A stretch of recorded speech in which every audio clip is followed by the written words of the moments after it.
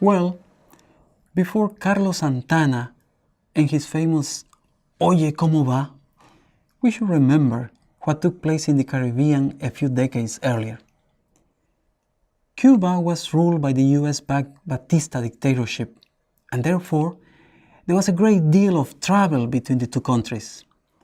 La Habana had become a Caribbean Las Vegas, a playground for mafia dons, politicians, Sinatra and company, etc. On the other hand, the Cuban elite and the upper middle class made the trip north, mainly to Miami and New York. These were the same Cubans who left after the revolution in 1959.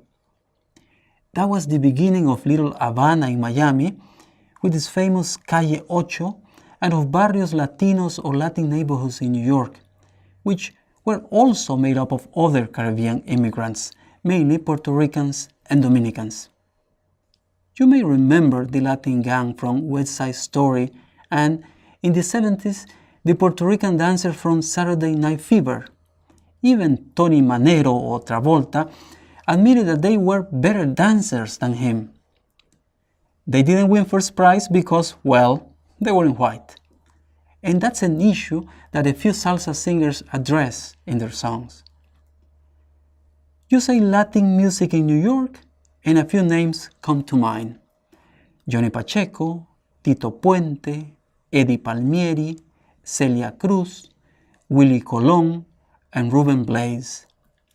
Also, what comes to mind is Fania Records, the music label created by an Italian entrepreneur, Jerry Masucci, and Dominican musician Johnny Pacheco in 1964, and which brought all of these great artists together, recorded their songs, toured with them, and created a recognizable Latin sound in New York. Fania was all about harnessing the wonderful talent that was around. Salsa soon became an industry. The Fania All-Stars albums and concerts became legendary.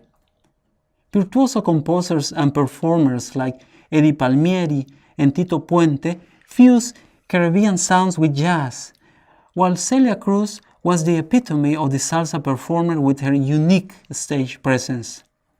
These Latin artists were not only great, but, in the US cultural context, still exotic. And that was a combination that Fania turned into a great commercial success. A few Latin icons, such as Ricky Ricardo from I Love Lucy and Cesar Romero, the Joker from Batman, had opened up some sort of curiosity about Latin culture. They were handsome, Ricky Ricardo, not the Joker, I guess, funny, quirky, and above all, talented. And it was after the 50s, the decade of optimism after the war, a time of abundance, fiesta time. Caribbean immigration to the US grew. While Cubans concentrated in Miami, many others went north to New York. The special status of Puerto Ricans after the Spanish-American War of 1898, when Spain lost its last colonies, made it possible for them to travel to the US, and that's still the case. So, the Caribbean basin became a huge stage in which Latin and US rhythms were mixed and performed.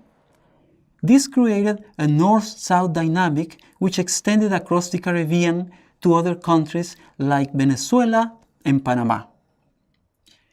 The Panamanian musician Rómulo Castro, whose music we are going to talk about later on, says that the Caribbean needs its own passport.